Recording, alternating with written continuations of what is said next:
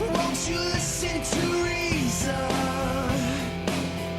Will you open your eyes? It's a wonder what you'll find with an open mind. You may be surprised. Yeah, gotta get away from this illusion for the sake of the world. This delusion has gotta go.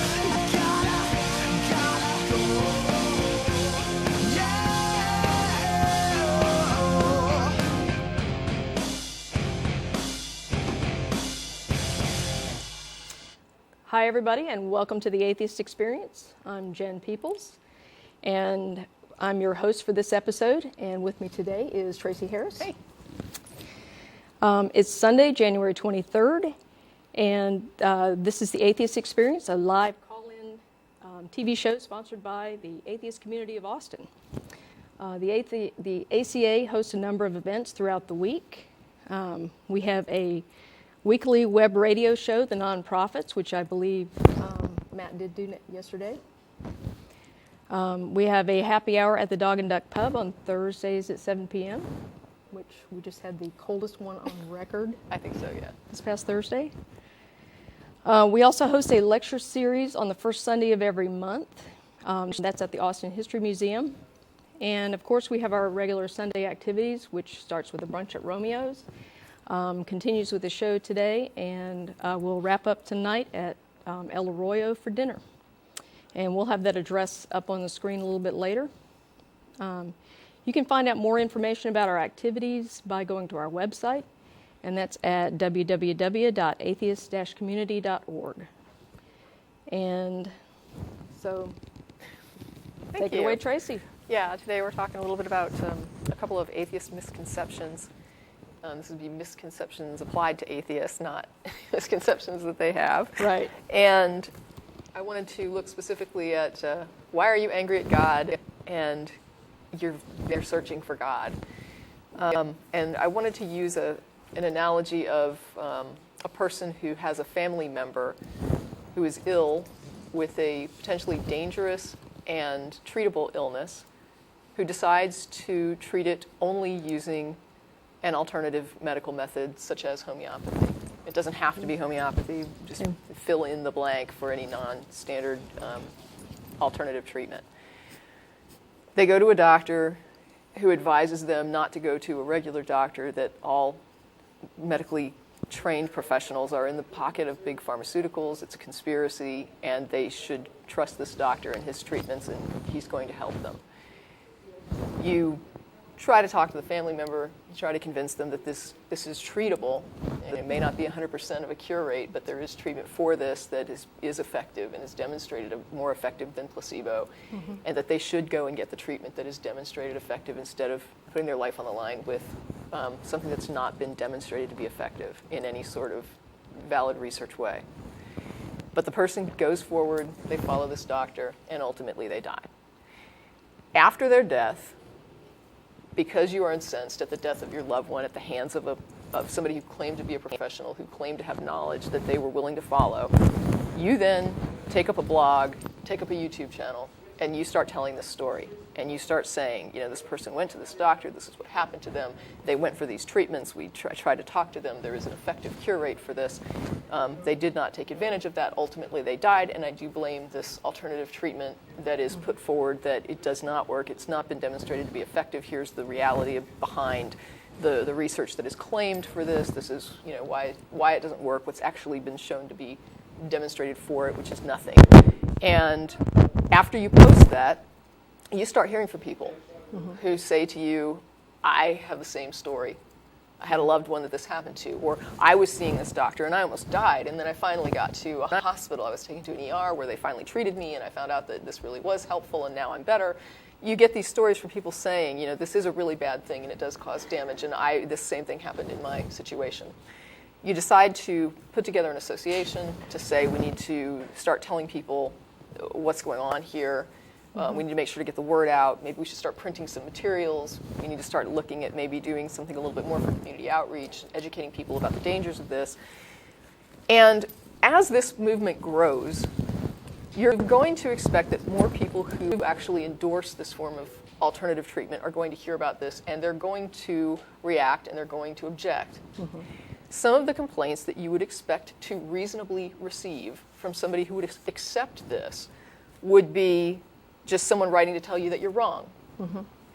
That you might get somebody who writes to tell you that you've just bought into that same big pharma conspiracy, and this medical science that you're touting is no better than this other stuff because all the research is jaded and biased because of how it's done, and that there is no real information, and that you're trusting the wrong people, and studies by for these alternative treatments are not you can't have them done, and there's things blocking it, and nobody wants you to know the truth. And so you might get letters like that, and you might get letters from people, you would expect to get letters from people saying, I went to a homeopath, or I went to this alternative treatment, and I got better, and I'm doing better now, and so I know that it works, and there's nothing you can say to convince me that this doesn't work, because I had this illness, I took this treatment, and now I'm better. And you can tell them that sometimes people do get better, have a spontaneous remission. Remission, yeah. But that person's going to believe, they're going to tell you about their story, and they're going to say that's why they believe, and that's a letter you would expect to get.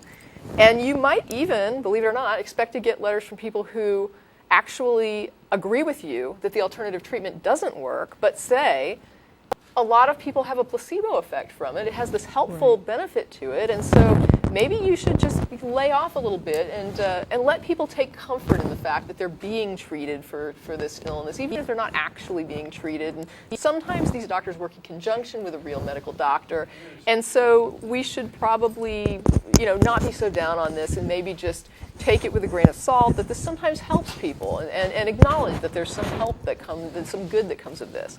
These are all the types of letters that you would expect to get if you were starting up that type of an educational foundation.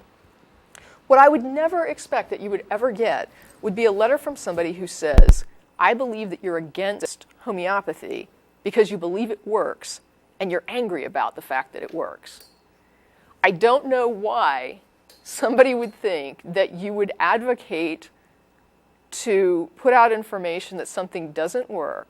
Now, I get the big pharma conspiracy and how, like I said, somebody might say that you've bought into a lie and that you're wrong in believing that it doesn't work. But for somebody to write to you and say you believe that it does work, but you're advocating against it, and you're not the big pharma company, Right. you're not gaining from this. So you just simply are, I don't know, out to hurt people, I suppose. I don't know what your motive would be. But the idea that somebody would accuse me, who is not the doctor benefiting from the big pharma conspiracy, who is not the big pharma conspiracy benefiting from the big pharma conspiracy. I'm just a person whose relative died. I went to look at the research and I couldn't find anything to show that this is real treatment. I'm trying to help people, and somebody's writing to tell me that I really believe that homeopathy works, but I'm just trashing it because? Yes. Because I'm pissed at it that it works. I mean, that makes no sense.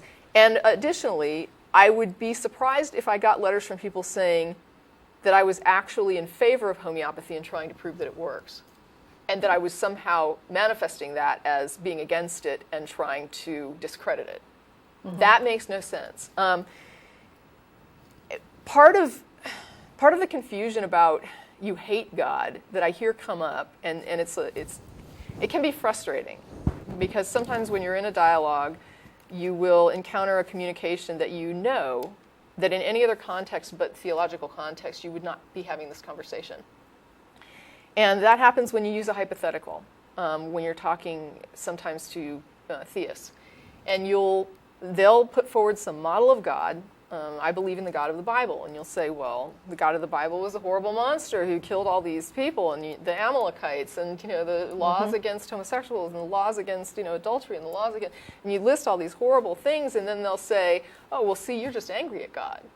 Yeah. And it's like, no, you put forward the concept and the model of God, and I was simply adopting that concept in order to say, if this were true, I would have some concerns about this model of God, because this model of God is monstrous. People routinely in dialogues adopt hypotheticals in order to respond to a claim. If someone comes home and they say, I was abducted by aliens. You're not going to initially believe that, and you might be like, calm down, what happened to you? And as they start to explain, you might start trying to find problems to help them realize they weren't really abducted. I don't know what happened to you, but if you were abducted by aliens, don't you think somebody would have seen? The fact that you go with their claim and start making hypothetical, speculative statements about it doesn't mean that you have adopted the belief. Well, and actually, this whole idea of taking someone's claim at face value initially is all part of the scientific method. Someone proposes some hypothesis, and we say, okay, if your hypothesis is valid, I would expect to see the following pieces of evidence. Correct. It doesn't mean that you've accepted that. Right. It's part of the process. Right. We had an issue with, I think it was Noah's flood, where somebody called us. And I was saying, well, if there was this global flood, I would expect to see a stratolayer where you have all the animals right. in the same fossil record, like all the way around the planet at the same level. Yep. It's not me saying that I believe it and that we should start digging tomorrow to find this stratolayer. Yeah. I don't care if people do want to go search for it, but the fact is I'm just putting forward an if-then statement. If your model is correct, then this is what I think about it. We do it all the time. Nobody gets confused and thinks that you believe what you're arguing against. So the fact that it comes up in conversations with theists so often as a point to demonstrate that you actually believe the thing that you are countering, I'm sorry, I can't believe it's an honest statement. I'm just going to call it disingenuous. Nobody is that naive.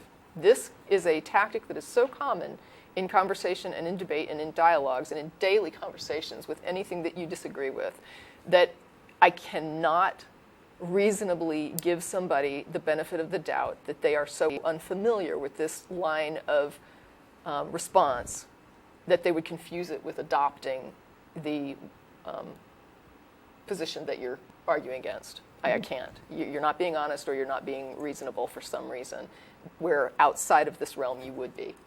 I don't know why it is. I'm not proposing why it is, but that's how I see it, and I don't see a point to wasting time defending something that is so silly that it shouldn't require a defense. And that's part of why I wanted to do the program on this, because I just feel like this needs to be put to bed. Not that I think that this program would put it to bed, but at least I would like to have it out there that this is ridiculous, that theists ask us to respond to such stupidity. And if you are a theist that puts forward this kind of stupidity, you're wasting everyone's time. And I think you're wasting their time personally because you don't want to defend your position, and you would rather throw up something stupid to get the atheist to go over and run after that ball so that you get the pressure off you to have to demonstrate that there's any validity to your claims whatsoever. My theory. Yeah. My hypothesis, whatever you want to call it. I agree. I think attributing motives that are clearly not applicable, and emotions that are not applicable. I think you're going to touch on one of these here in a minute. Sure. I think it's a dishonest debate tactic. It's designed to basically divert attention from the fact that no evidence has been presented to support a God claim. Right. And someone did bring up, they were like, it's such a script. Some of these apologetics are such a script that it's not so much that the person that's saying it understands that they're lying or understands that they're being dishonest. Yeah. It may just be like a thoughtless thing where the script comes out and they don't even think about it. And I said, to me, that's sort of like a hairline between you abuse your child or you're criminally neglecting him. It doesn't matter to me. The point is that you're saying something that is so silly that it ought not to be said. And if you would give it a moment's thought, you could save everybody an hour's worth of arguing. So just don't even go there. Well, and that's the thing. I think that many of the times the theists that present these non-arguments, they're not trying to be deliberately disingenuous, but they have just never thought about it very much, and that's criminal. I mean, you're asserting this is true in a metaphorical way. You're basing. We don't mean that it's truly criminal, that people should not think. I mean, clearly a lot of people would be put away, and there'd be times I'd probably have been cited myself. So. But no, I mean it's you've got this set of beliefs that you base your whole life on. You're really betting your whole life on this, and you haven't given it much thought. Yeah, but I went to church. I was indoctrinated, and I acknowledge that. And part of that indoctrination was being fed scripts. So you're told this is what atheists believe, You're told this is what Buddhists believe. You're told this is what Hindus believe. You never speak to a Hindu or a Buddhist or an atheist about what they believe because you already know because your preacher told you. And what they're telling you, everyone else believes is not correct, so that when you get into a dialogue with these people, there's a lot of time and energy spent on the other person having to explain to the theist what they actually believe, because what you were taught in Sunday school that all these people believe, it's not what they believe. The Buddhists do not worship Buddha. Yeah. It's just not what it seems. And what you've been told, though, is what you believe is accurate. And so the responses that you've been given, because you're fed those too. Mm-hmm. This is what the Buddhist believes, and this is what's wrong with it. This is what the atheist believes. This is what's wrong with it.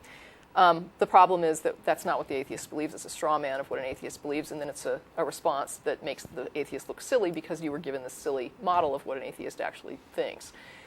And so you think to yourself, how could an atheist be so stupid? And I understand that because you're presented with a model of atheism that only an idiot would, be an atheist. But that's not what atheists think. And so instead of approaching them assuming that what your preacher told you they believe is what they believe, it's probably better to go to the individual atheist and say, can you please tell me what you think about God claims? Let the person tell you what they think and listen to what they think. Don't get what they say into your head and then translate it into what your preacher told you, because that happens too. Listen to what the person tells you, because I guarantee there's an indoctrination filter going on in your head. And if you can't see past it, you're never going to have a productive dialogue. So if I support that X is something I actually would like to demonstrate is true, discrediting I don't think makes any sense. Right. And if I hate it, like if I hate God, then I'm not an atheist. And you simply don't understand the term atheist if you're putting forward that atheists hate God. You're either saying that you don't believe the person thinks what they're telling you they think, or you don't know what atheist means. But atheists cannot hate God. That is it's a nonsensical statement. A person who does not believe in something cannot hate the thing that they don't believe exists. And now you can hate the concept of it and what that does to people, just like a person can hate that homeopathy could be harming people without believing that homeopathy actually works. Okay? It's harming them by making them not get the treatment that they would normally get. It's not, necessarily harming them because water is hurting people.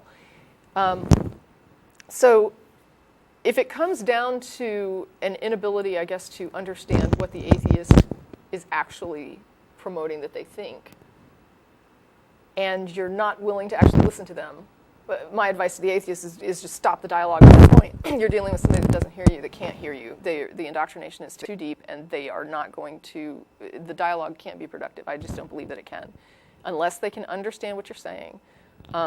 It's sad if you're in a position where you have to point out that not believing in something precludes hating it.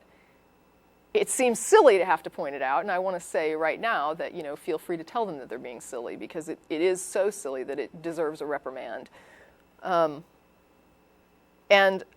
I was hit, I guess, with the idea that somebody had put forward the idea that sometimes we question people's reasons. So a person will put forward something, and then they give these reasons that they are sincerely putting forward, and yet you can see that the reason is flawed. And you can point out that the reason is flawed. And it's like, they were like, don't we do that all the time? Like, for example, the example that they gave on the blog, it doesn't matter if you agree or disagree with it, it was simply an example that was put forward, was they were saying Republicans will put forward trickle-down economics, and they will say this is why we shouldn't tax the rich. And they were pointing out that they believe that it was demonstrated that trickle-down economics doesn't work, and so we know that this thing they're putting forward, they don't believe. And I said, but we also know that the base thing that they're defending, don't tax the rich, they absolutely do believe. So it doesn't matter if the apologetics or the reasons you're putting forward are not sincere. That's a different statement. I'm not going to say that it doesn't matter if you're not sincere. It does. But as far as this dialogue is concerned, what I'm talking about is what you're claiming at the base of what you're defending. So in other words, the Republican who says, I don't think we should tax the rich, and I don't think we should tax them because I believe in trickle-down economics. And even if you could demonstrate that they were absolutely knowingly lying and they accepted that trickle-down economics doesn't work, and they were just trying to lie to people to avoid taxing the rich. The point is, they still believe the rich shouldn't be taxed. Right. And the convoluted reasoning for that is irrelevant to the fact that they do believe what they're saying. They believe as far as what they're claiming their goal is. Just like the person against homeopathy could have all these weird reasons that somebody thinks they could discredit, but at the end of the day, they still believe homeopathy doesn't work. And when it comes to theism, we do the same sort of thing. I mean, there's a whole lot of theistic arguments that, atheists will say this is not a valid argument. And sometimes you can actually get the theist to acknowledge the invalid nature of all of their support, and they get to the bottom of the list and they say, it doesn't matter, I still have faith.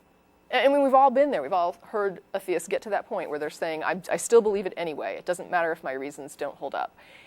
At the end of that, I don't say, well, since you agree that your reasons don't justify the belief, I don't believe you believe it. Absolutely, I believe they believe it. It doesn't matter if it's unsupported. If they're saying, I still think a God exists, I accept they still think a God exists. I don't tell them they don't believe it because I think their reasoning is disingenuous or even erroneous. And so with atheism, I expect the same courtesy of somebody saying to me, even if you think that my reasons for not accepting your claims are not valid in your opinion, or not valid in reality, if you think it's demonstrably not valid, to say that I don't actually not believe your claim is ridiculous. It is just ridiculous. It's pathetic that it even requires a response. I'm just tired of responding to certain types of stupidity, and this is just one of them, two of them, I guess. Yes. And it looks like we've got some calls. Yep. So why don't we go ahead and go to calls? We've got, and Mike and Austin. You're on the air. Hello, I am from the Austin Stone. I'm sure you know the church. Okay. And I welcome you to join it. We've got a great church, and we're pretty much by the book. And I've helped many lost souls find their way, so to speak. Yeah. We're not lost. Don't have a soul. Wait, is this just a call to advertise your church? Well, I just wanted to start off by welcoming you to join, if you want. Well, thank you. It sounds like you obviously don't belong to one now, do you? No, you're right. You're right. We don't. But thank you for the invite. But you did one time, didn't you? I did. Yes, I did as well.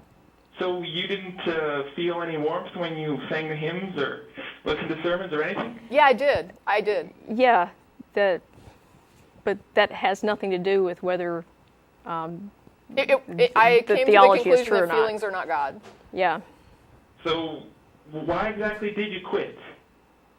Well, I quit because I did a lot of research into how the Bible came to exist and also into church history, how the church came to exist. And when I realized that, in my view, I couldn't find anything to substantiate that there was a hand of God involved, I began to question the authority of the church and of the Bible.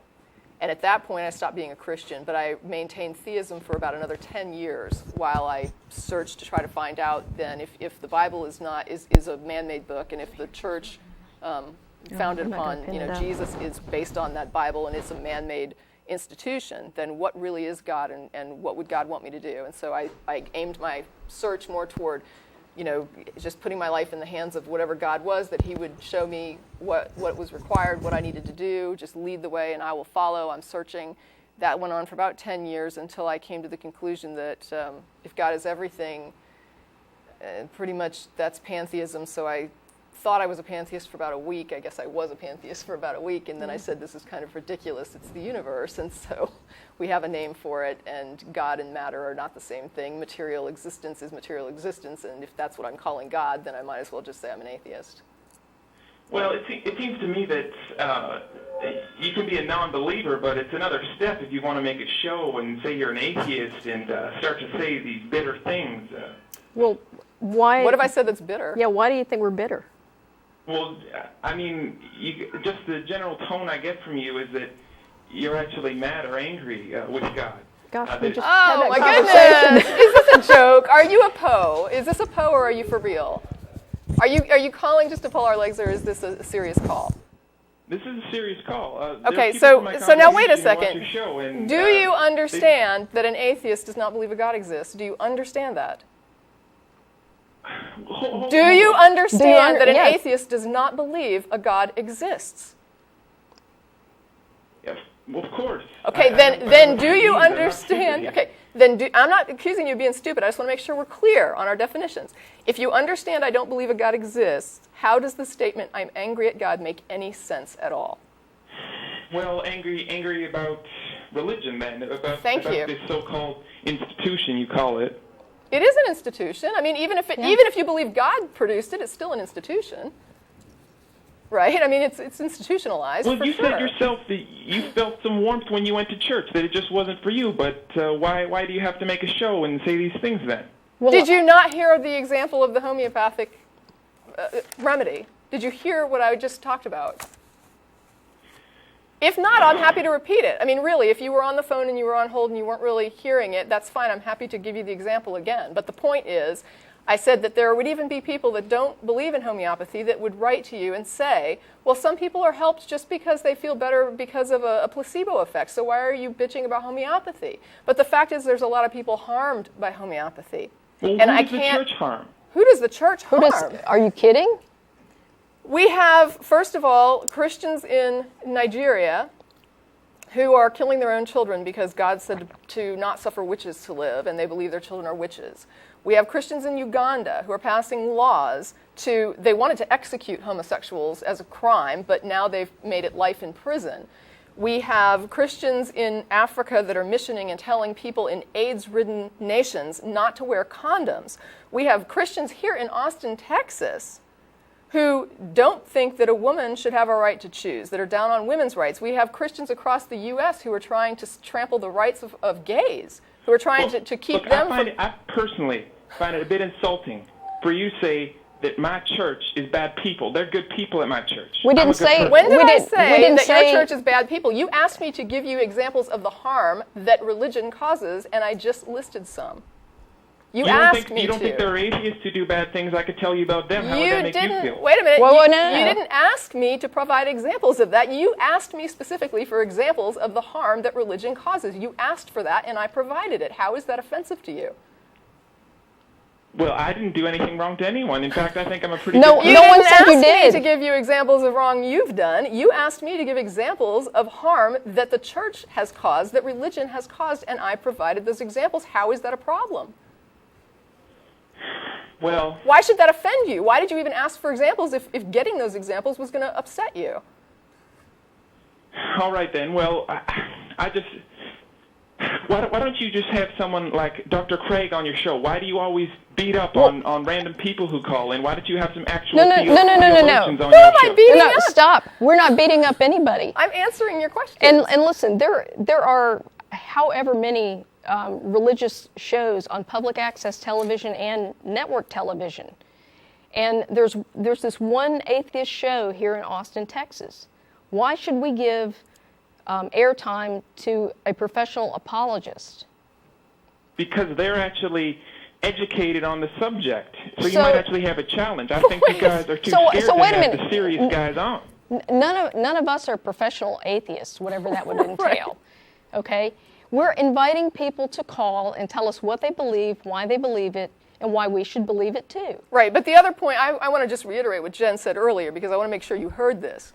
There are hours and hours and hours of TV and radio and indoctrinal institutions around the globe going nonstop promoting religious indoctrination and religious belief. And I really think it's ridiculous to get upset at a 1-hour atheist amateur program that's put out weekly by an educational foundation here in Austin that's really just about putting out information on atheism. You think that 1 hour dedicated by a bunch of amateur atheists producers and cast and crew is really that intimidating to you?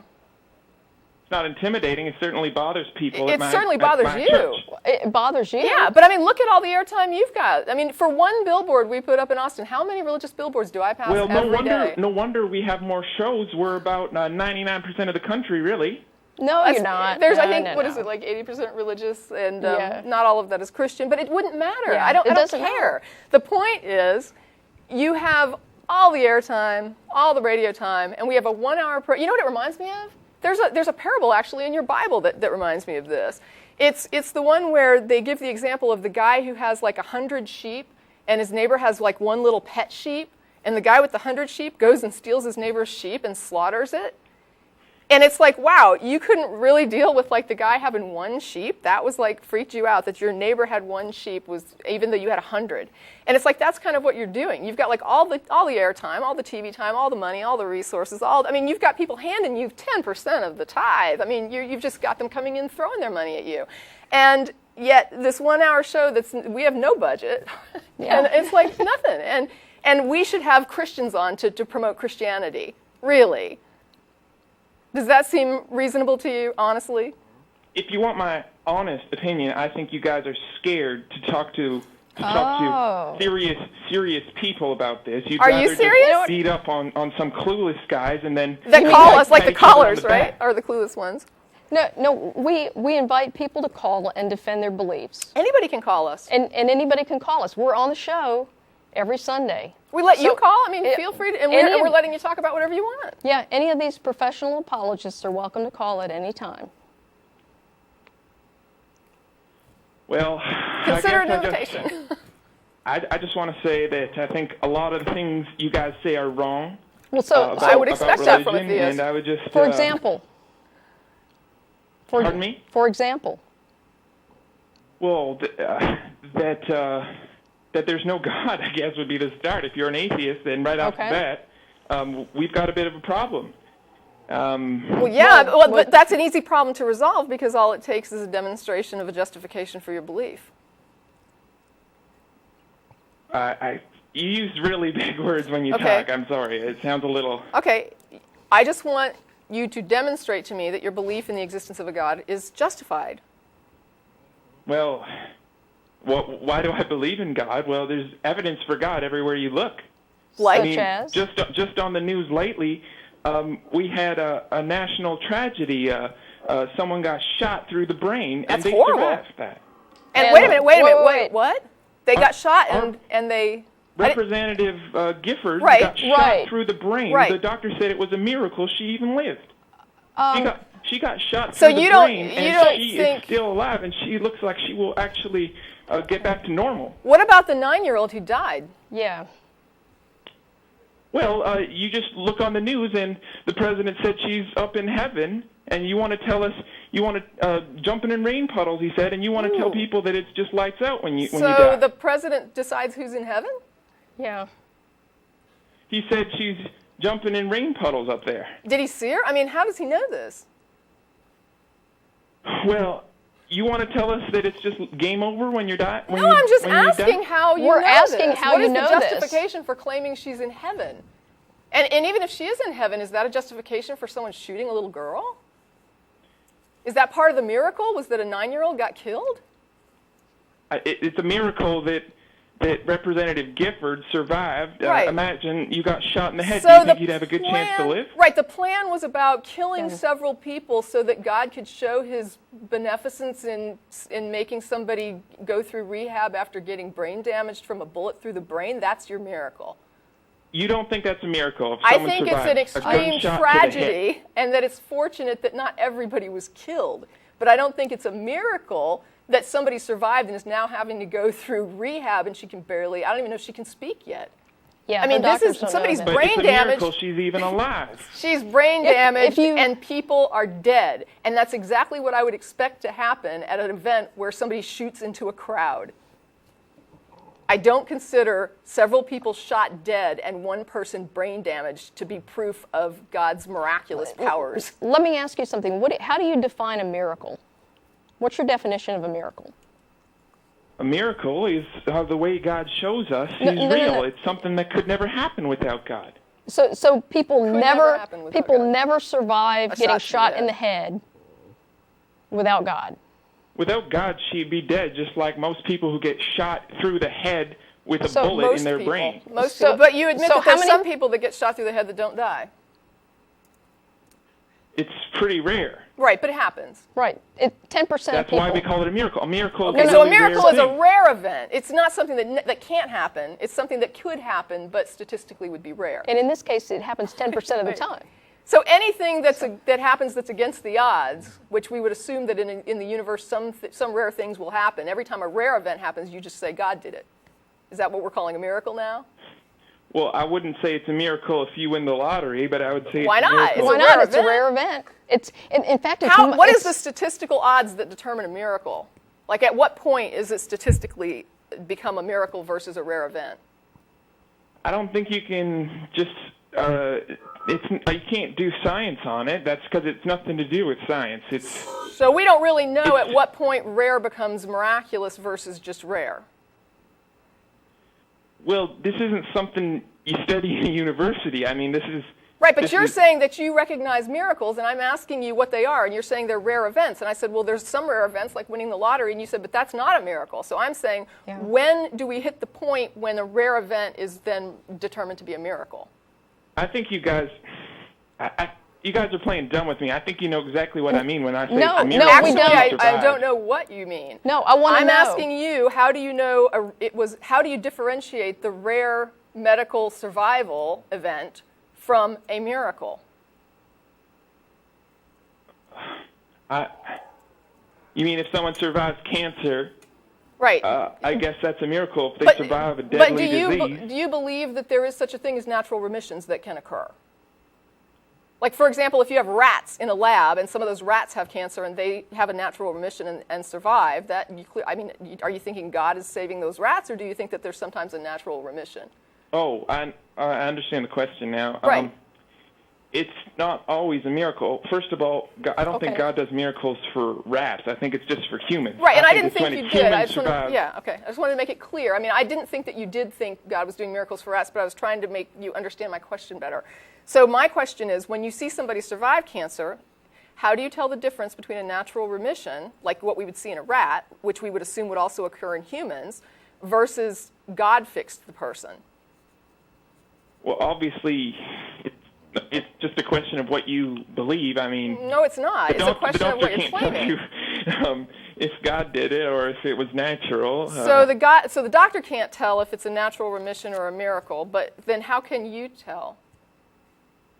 Well, it's just I believe that when these things happen, it's God's work that he does. Except that sometimes you think it's just a rare event. It's just a really good thing that happens that you didn't think was going to happen, and then it happens and you say it's a miracle. And like winning the lottery. God loves you, and that's how he shows you he loves you, is he protects you. How do you differentiate between a rare event that you don't think is miraculous and a miraculous rare event? I guess you can't really. It depends on different people. You might ask different people. They might say it's a miracle. Some people might say it's never a miracle. I know they Maybe say they just one thing in their life is a miracle. Right. Some people might say, like, every day there's a miracle. I know that people say this because I talk to them all the time.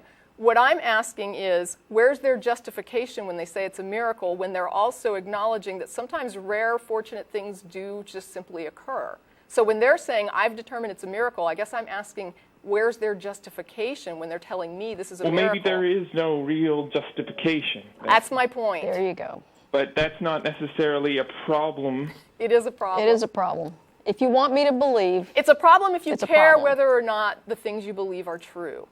If you don't care if they're true, then justification for them doesn't matter. If you care if they're true, then whether or not they're reasonable beliefs to hold and there is justification for holding them becomes important.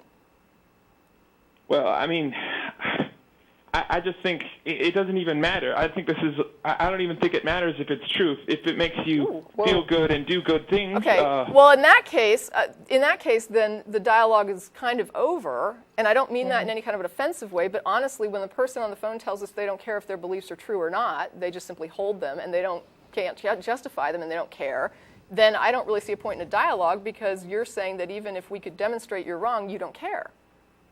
You're still going to believe it, or you're still going to say it's okay to hold the belief. And so to you, whether or not beliefs are true is unimportant. Well, maybe we don't have a justification for miracles. That doesn't mean we don't have a good church and we're not good people. I don't doubt that you're a decent person. I mean, if you were my neighbor, I would probably be fine with that. I don't think that you're, killing babies in the basement. I find all this stuff pretty philosophical, if you ask me. I don't think it has much to do with whether religion is good or bad. I mean... Well, no, I mean, whether religion is good or bad, has to do strictly with what it does. And what I see is that there are some benefits to religion, such as it supplies like a good support structure. For example, you're saying you've got this good community of people that are at your like church. Some people, they said the Bible helped them through like a time, like suicide. They thought they were going to commit suicide, and the Bible helped them. Well, that's not the same. There's a different issue there, because I sometimes wonder if Christianity specifically doesn't kind of rob us of our self-esteem by telling us that we're inherently depraved, and then give us back, that sort of, if you grovel, then you're acceptable to God, and that makes you worthy of something. But that's a whole different issue. Because right now, what I'm trying to say is that I agree with you that there are certain things, like the social structure of your church is probably very supportive, and it's a positive social influence on the people that attend there. I agree with you. I agree with that too. Right. Okay. But I also understand that there is a great deal of pain going on around the globe for religious reasons because of the same doctrines that are coming out of the same book, because people read that book and they read a lot of different things. And for every Christian that I've ever met who says, this is what really my religion is about, I've met other Christians who say, that Christian's not a real Christian, and this is what my religion is about. And so I have to look at Christians and say, what does each person believe and what are they doing here? And yes, there are some good people who are Christians, and there are some evil people also who are Christians. And it's the Christianity that seems to motivate some of these evil things. And before you react, let me just say, I don't think that people in Nigeria would be murdering their children as witches if somebody didn't tell them God wanted them to kill witches and convince them that their child was a witch. I think that is a superstitious belief that they were convinced of that is causing those deaths that would not be happening if they had a real-world perspective that says witches are not real. Well, I mean, my church doesn't. I understand. You're not killing children. I get it. Your church is not doing that. You're a happy group of people that has a community going on, and it makes you happy. The problem is, this is a belief that proselytizes all around the globe, and different people interpret it in different ways, and it causes a lot of harm. Most of the harm that comes from the religious teaching seems to be connected to the supernatural and superstitious parts and claims about it. The parts that are good are the very real things that we agree are good, that are like you're talking about, the social structure. We get together, we sing songs, we feel happy, we like each other, we rely on each other. If someone needs help, we come together and help them. All of that is community, it's good. It would be good whether you were a social group or a church. It would still be good either way for you people to come together and be a good community group of people. I would support that. What I have problems with is when you start teaching people things that are superstitious and supernatural that a lot of uneducated people get a hold of, don't know how to interpret, and start hurting each other. Or you get some people who are educated who hurt people, who are like voting and saying, gay people need to be not treated like other people. They need to be treated less than other people. Or they need to be, that women shouldn't have the same rights as men. Or that, when you start getting things like that, these are people that did get a regular education who don't know how to read this and not make it hurt people. So what I'm saying is, maybe if we took the good parts of it that you're saying are the good things, like the community. You mean we need to make a New Testament with no supernatural things? I'm saying maybe we can just take the good community aspects of what you do as a church and hold on to those things, and maybe weed out some of the stuff that you're saying we can't really demonstrate, and maybe it's not true, but we don't really care. Let's care. Is that what your organization does? It's sort of like you help people, but you have no Bible, you have no... We are a community group. We're pretty small. Yeah. I'm going to admit we probably don't have the resource power that your church has behind it, for sure. But we do our part. We have like an Adopt a Street cleanup, and we have a blood drive, and so we do community efforts, and we try. We're not a humanist group. Now, I will tell you that there are secular organizations that are... Do you guys belong to other organizations? Yeah, there's the Coalition of Reason, which is like a national arm that we just had a partnership with, I guess. Yeah, we have a local coalition. So there's a little bit of networking. But the thing is, what you're describing would be like a humanist group, or even like a Unitarian Universalist church might be more along those lines of Right. like a group of people who are really getting together to do like a sort of almost secular. I don't know if it's correct or incorrect to call it a secular religion, but it's almost like a secular sort of, we believe in helping humanity. Yeah. And so there's a group called humanists that would be secular, generally. You don't have to be secular to be humanist, don't get me wrong, but Right. their goal is just sort of like, let's promote the welfare of the human good. And Well, I think I that's thought fine. all you guys did was just go out and do protests and say you don't like religion. I didn't know you actually did. We also other- do protest, but Yeah. honestly, I mean, there's some things that we protest that there are church groups that would protest as well, and Exactly. that do protest as well. For example, the People United or Americans United for Americans Separation United, of Church yeah. and State is headed by a minister Yeah. who believes that the government should stay out of religion. And so he wants to see that separate because he believes that his religion is better served by not having the government involved in what they're preaching and what they're doing. And so that is an area where we are aligned with certain churches who believe that it's best that the government stays out of religious belief. And so we believe, of course, from the secular side, that it's good that religion stays out of the government. And so we see it both as a mutually beneficial thing, agreeing that religion benefits when government doesn't run it, and government does well when it handles the secular concerns and lets religion handle, the people that are religious and let them figure out what they want to do with their own Yeah. religion. That's up to them. It's a personal, private decisions for them to make, and not something the government should be dictating. Well, thanks so much, guys. I think I have good news for you because I don't think most people. I don't think most people actually like the bad parts of the Bible, so they would like to get rid of that too, maybe. But I hope it you're would right. be hard for Yeah. them. I hope you're right, and I thank you for your call. Yes. Okay. Well, that was interesting. It was a good call. Yeah. I appreciate the call. Okay. And we have about 15 minutes left in the show, actually about 13 minutes, I think. Just as a reminder, we'll be at El Royo immediately after the show, actually about 30 minutes after the show. And let's, okay, I'm reading a note from the studio, but it's an old one. Anyway, we're going to El Arroyo after this, so join us there, please. And we'll go on to the next caller. We've got Miriam in Greencastle, Indiana. Hi, Miriam. Hi, Miriam. Hi. Hi, what can we do for you? What? Hi. You're on. You're on the air. Okay, I'm having a real trouble hearing you, but I think I can get by. I have a few questions about debating theists.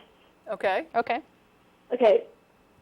The first question is, how do you respond to when they say God's ways are above us? God's ways are above us? Yeah, I've heard. I haven't actually debated a theist myself yet. I hope I will get to, but I've watched a bunch of videos, and a lot of the time, when the atheist tries to use logic, the theist says, "Well, we don't understand God's ways because they are above us," or whatever. How do we respond to that?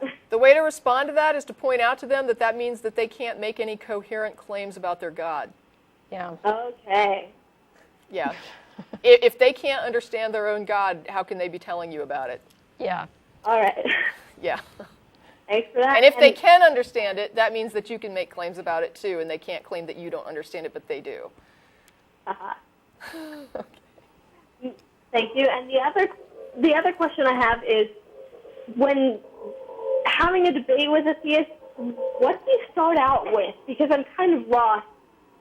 Okay. You can't start out a debate with a theist because you're responding as an atheist. So the debate with a theist always has to start with what they believe and why they believe it. That's going to drive where the discussion goes, because you don't believe, I'm assuming you're an atheist, and if you are, you don't believe that a God exists. And that means that you can't really respond to them or initiate with them about their God. And I mean, other than asking them, what do you believe and why do you believe it? Yeah. You have to wait until you hear what they, just like I was saying about the theist has to hear what the atheist thinks, and he can't assume it. It's the same for you. You can't assume that a theist believes anything. You need to ask them what they believe and why they believe it, and then listen to their response, and then give a thoughtful response back. All right. Thank you so much for your advice. Sure. And by the way, you said you're amateurs, but you do really sound professional. I've watched a lot of videos, and you really sound like... I don't know whether to be talking flattered also. or feel sorry for I'm you. to talk to you. Okay. Thank you so All right. much. Thanks, Miriam. All right. Okay. And next we have Daniel in Baltimore on line 3 here. Hi, Daniel. Hi, You're Daniel. on the air. Hey, hi, this is Daniel. I just wanted to give you, just get to my question real quick. I want to give you a little bit of background, but I'm currently, well, I guess I was raised like a traditional Jewish, but not like not religious. Sure. And I became very religious, and actually became a Hasidic Jew. Oh, wow. Like many years ago, after high school. Okay. And recently, over the last few months, after doing a lot of research, initially trying to help, I guess, in my terms, thinking that I was helping other Jews kind of come back to Judaism. Also, trying to debate with atheist Jews to bring them back to Judaism, and I kind of come to the conclusion that it was all nonsense, anyways. Okay. So I've become an atheist in worldview. But I'm married. Right now, I'm married to an Orthodox woman, and we have children that we're raising Orthodox. And I haven't come out to anyone in my community. I really do still enjoy living in an Orthodox community. I really enjoy the customs and rituals. I just don't feel that they have any significance spiritually or anything. I don't really believe in deities or whatnot anymore. I still know if that makes sense. It does. Is it dishonest for me to do that? Now, what is the question? Is it all right? Is it dishonest? Dishonest. Ooh, that's a tough one. Yeah. That's a personal question. I mean, Yeah. whenever I get questions like that about this is my personal family situation, and I have a lot at risk if I come out, and should I come out because I feel like I'm lying and living a lie? My answer is you have to think about what is the worst thing that could happen if you come out, and then ask yourself if you're ready to deal with that. And if you're not ready to come out. And until you can look at that and say, here's all the things that it could cost me, and I can handle that, I'm not going to tell you that I'm going to put any pressure on you to come out. I just couldn't. Right. So if I understand I this... have one additional question on top of that is I guess my biggest concern, I'd be fine, being in the closet. I don't really have I do have a little bit of an issue with the dishonesty issue, but other than that, I don't have a big moral dilemma with it. My main issue is like my kids and the idea of raising them with beliefs that I don't feel are healthy. But yeah, that's a big issue. Is it possible? Can I just ask you, if you did come out as an atheist and said, I don't believe this, but I just want to live in the community? I mean, would that be accepted? I don't know. I'm asking. Well, would you be ostracized? Accepted in the terms that they'll like. I mean, in the sense that I'll probably still be like, I won't be shunned per se, but I wouldn't. Okay.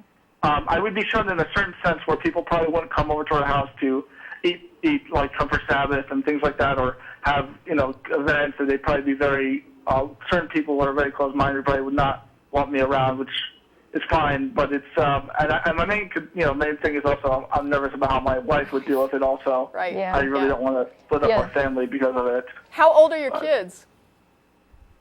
Sorry? How old are they? I have a son who's 1.5 and a newborn. Yeah, that's going to get tougher when they get older. But that's up. I mean, you've got some time, I guess, to sort of sort this out. But just from the letters we get, I don't think it's something that you're going to be able to sit on for long. Once the kids start being indoctrinated, it's going to become bothersome. But at the same time, that's just a general sort of feeling I get from my past viewer mails. But you could be the exception or something. I don't know. But this is not something where I'm personally not going to judge you. I mean, if other people want to, they can. But I didn't have that much riding on my coming out as an atheist, and so it's hard for me to look at somebody who actually has real penalties facing them and say, oh, you need to come out too. I mean, that would be super easy for me to do, but I'm not in that position. Yeah. All right. And I mean, if it's any consolation, there are Jewish communities that are very accepting of atheists in their community. So it may be that your particular community is not accepting, but you might be able to find one that is. And, you know, that might be some kind of compromise. Good luck with it, though. Yeah, it's not an easy situation. I appreciate it. Thank you. And keep up the good work. I love the show. Thank you. All right, thanks. All right. Take care.